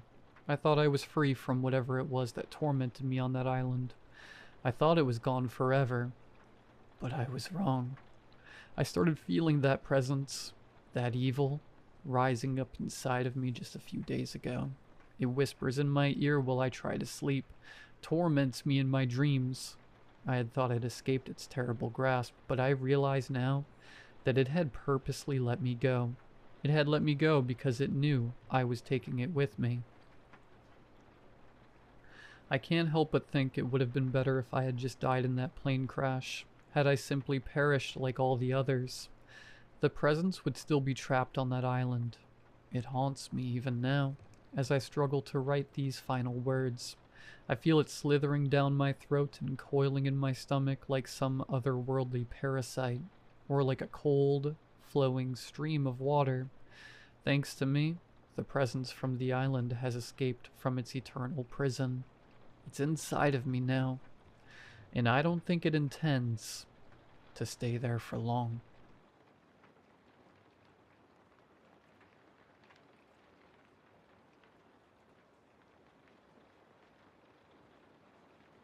My name is Thomas. I'm 34. I live in a one-bedroom flat on the edge of the city, and I've spent the last 9 years processing claims at Sentinel Insurance. Cubicle 14B, 4th floor. The beige carpet still smells faintly of burnt coffee, no matter how many times they clean it. The job is exactly as exciting as it sounds. I scan forms, check boxes, forward to compliance. I wear the same gray trousers every Monday. I eat the same limp ham sandwich at 12:13, even though the bread gets stuck to the roof of my mouth. The clock above the break room sink runs 3 minutes fast, and we've all silently agreed never to mention it. Nothing ever changed. That was the comfort. Until last Tuesday. I arrived at 8:47 like always, nodded at Petra from accounting. She never nods back, and dropped into my chair. My monitor was already on. Someone must have logged me in already. On the screen was a new email, new subject, sender, compliance.sentinel. Effective immediately. All employees will now report their dreams to the 7th floor. Failure to comply will result in retroactive non-existence. Thank you for your continued cooperation. I laughed once, a short, ugly bark that made the guy in 14C glance over. I deleted it, checked trash, sent items, server log, gone. Fine. Corporate spam gets weirder every quarter. At 9:15, the printer in the corner started spitting paper. Not forms, blank sheets. Hundreds. Maybe 1,000. Each one had a single line typed in the exact font we use for policies. You already dreamed this. My hands wouldn't stop shaking. I dropped half the stack and had to crawl under the desk, smelling that old carpet mixed with something sour, like the inside of my gym bag after I stopped going. I fed them into the shredder. It made a wet chewing sound, then died from a soft pop. When I sat back down, the email was back. Subject now, Thomas L. Dream report due. I didn't tell anyone. What would I even say? The building is gaslighting me? Petra was staring at her screen with her usual dead expression, but her hands weren't moving, just resting there, like she'd forgotten fingers had a purpose. By lunch, the absurdity had settled in my chest like a second, heavier heartbeat. I took the elevator to the 7th floor. The button hadn't existed yesterday. Now it glowed a soft, embarrassed red, like it knew it shouldn't be there. The doors opened onto a hallway that looked exactly like mine, except the carpet was soaked. Not damp, but wet. My shoes made this pathetic squelching sound with every step. I stood there for a weirdly long time. It reminded me of stepping in dog crap on the way to my dad's funeral, and then sitting through the whole service smelling like it while everyone hugged me. At the far end was one door. Golden plaque. Dream compliance. I knocked. No answer. I tried the handle. It turned, and I stepped into my own cubicle. Same coffee stain, same photo of my ex-wife I keep forgetting to throw away. Only I was already sitting there. The other me looked up, smiling the way I smile when I'm pretending everything is fine, and said, "You are late with your report." I bolted, heart hammering, breathing loud in my own ears, shoes squelching all the way back to the elevator. The hallway walls started to look soft, like they might cave in. Then suddenly I was back on 4, standing in front of the printer. It was printing my childhood bedroom, one sheet at a time, blue wallpaper with sailboats, the crack in the ceiling, the stupid nightlight I was ashamed to still need at 9. I just stood there watching the pages come out. For a long time, didn't move, didn't speak, just let the warm paper pile up against my shoes. That night I didn't sleep. I sat on my balcony smoking the last 3 cigarettes I swore I'd quit, prying a little but mostly just staring while the city lights blinked in perfect unison, like they were all breathing together. I kept thinking about how my ex said I lived like a ghost who was scared of his own apartment. She was probably right. Wednesday, everything got worse. Every meeting now had an extra chair. No one sat in it, but the chair was always warm. During the 10 a.m. sync, my boss, Mr. Heller, announced that quarterly targets were adjusted upward by 300%. He said it while staring at the empty chair like it was taking notes. Then, without turning his head, he asked me, "Have you filed your non-existence paperwork yet, Thomas?" I laughed. He didn't. At 14:30, the lights dimmed until the whole office looked bruised. The air tasted metallic. I walked to the window and pressed my forehead against the glass for what felt like forever, just breathing fog onto it and wiping it away again and again. Down below, the trams glided in total silence. No tracks, no effort. That's when I felt it. Not a presence exactly, more like the negative space where a presence should be. The office itself had noticed I was still here. Every time I tried to name it, entity, hallucination, breakdown, the thought got gently crossed out and replaced with the next item on my to-do list, like it was erasing my own thoughts. I went back to my desk and typed this dream report with shaking fingers, full of typos I didn't bother fixing. I dreamed the universe was a filing cabinet. One drawer was stuck. Inside it was me, still trying to close it, while my ex yelled at me, and the whole thing smelled like burnt coffee and dog crap. I hit send. The reply came instantly. "Approved. Please report to the 7th floor for processing." Now the entire floor was empty. Not abandoned, but erased. Cubicles still there, but all the personal touches gone. No photos, no plants, no half-eaten protein bars. Just perfect, humming nothing. I took the elevator again. This time the button for floor 7 was the only one that worked. The door opened into my childhood bedroom, wallpaper and all. The crack in the ceiling had become a river of stars. The night light was a black sun that somehow still glowed. The other me was waiting on the bed, legs crossed, holding a single sheet of paper. "You're the last one," he said. His voice was mine, but older. The rest filed their non-existence weeks ago. They're happier now. No more sandwiches, no more clocks. I sat down beside him. The mattress didn't sink. "What happens if I don't file?" I asked. He shrugged like it was normal. "Then you keep rolling. Forever. Conscious, aware. The only employee who still shows up." I looked at the paper in my hands. It was blank except for my signature. Already there. Already dry. Outside the window, somehow both my childhood window and the 4th floor office window at once. The city kept breathing. Lights in perfect sync. Trams without tracks. I took the paper, folded it once, and put it in my pocket next to the cigarettes I no longer needed, and I walked out. The elevator is still going down. I can hear it humming. I haven't decided yet whether I'll get off on 4, or keep riding until the doors open onto whatever comes after non-existence. Either way, the report is filed. See you at the 10 a.m. sync.